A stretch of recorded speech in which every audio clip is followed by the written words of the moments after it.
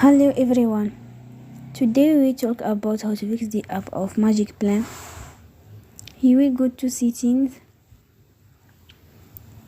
Then we click on apps. After that you will search the app Magicplan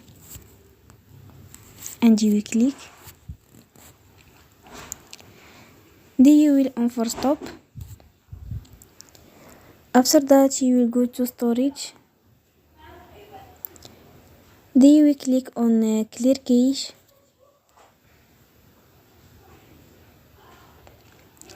In the end you will turn off your Wi-Fi and you will turn again. Don't forget to support us by like and subscribe. See you next time and thank you for attention.